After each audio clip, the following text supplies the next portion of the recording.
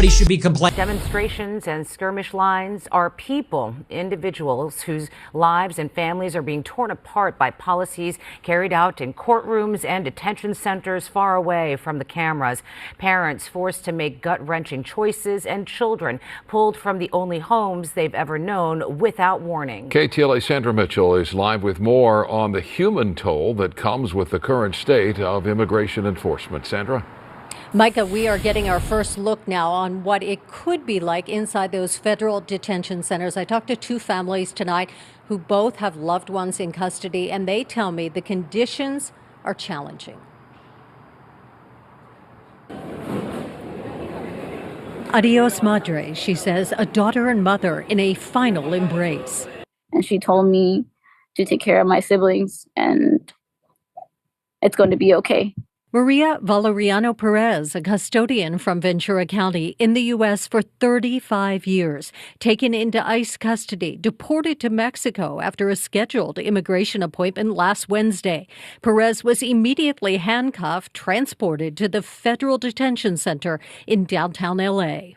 She told me about all the women inside banging on doors, begging for food. They were so hungry that they would pretend that they were drinking like Starbucks. In a brief phone call, the 52-year-old mother of three described the conditions: men, women, and children crowded into a single room for processing. They would crawl under the benches and start crying just to escape the nightmare that they were going through. Family members of those who are in the country illegally and being detained by ICE now describing what they call horrifying scenes. They didn't really even ask if they had papers or if they were documented or if they had proof of ID. They just rounded them all up. Camila's uncle, Rodolfo Ponce Flores, taken into custody during a raid in the LA Garment District Friday. She says in just a few days, he's been moved to 3 different facilities in 3 different counties. We tried to go see him, but they said no because they were not letting anybody in, not even the lawyers. Both Erica and Camila say their family members seem resigned to their fate. But for those left behind, it is heartbreaking. She's gone now. She left me alone raising my 2 other siblings. Erica tells me that her mother is aware that per the new Trump administration policy, she will not be allowed to apply to return to the U.S. legally for another 10 years. We are live tonight in Hollywood. I'm Sandra Mitchell, KTLA 5 News. Sharon, Micah, back to you. Sandra, thank you. Hey, what's happening, man? It's your host, Mosey Most, man. Do me a favor and smash that like button while you at it. Subscribe to the channel, leave a comment, share this. We're on the road to 1,000, man. It don't cost you nothing to press that button in my homeboy, Young and Hefe voice, man. And on today's topic, we are talking about the immigration crisis going on across the United States. This woman had been here 3 decades, man. And they say, you know, once she gets taken back to whatever country she's going to, it's going to take another 10 years for her to properly get documented and come back into the United States. You know, pretty sure she got family and loved ones over here and things of that nature.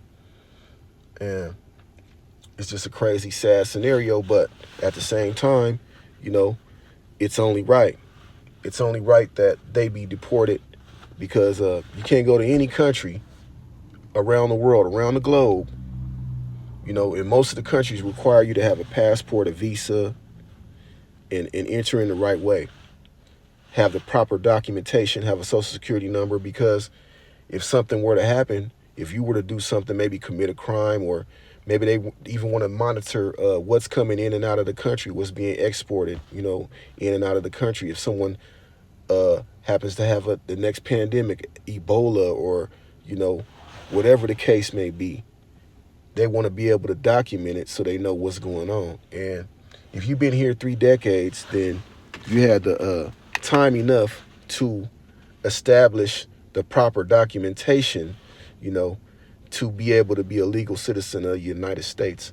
And I even heard that back in the days, it was even more of a smoother process than it is now. I don't know how true that is, but they say back in the 80s, back in the 70s, it was a fairly more easy process. Y'all drop it in the comment. Let me know if y'all been through this situation before, man. I actually know somebody who was deported We were trying to help them, get documented, but they caught a case. They ended up catching the case. So me and one of my friends went to LA and got him a lawyer, but, unfortunately they had to go back to Mexico, and that's currently where they're at now. But y'all let me know in the comments, man, what y'all think, man. This is your host, Most the Great, Daily Dollar Short News. Do you think that the way that Trump is going about the immigration process is wrong, or it's all gravy? Everything that's going on should be happening, man. Y'all let me know. We out.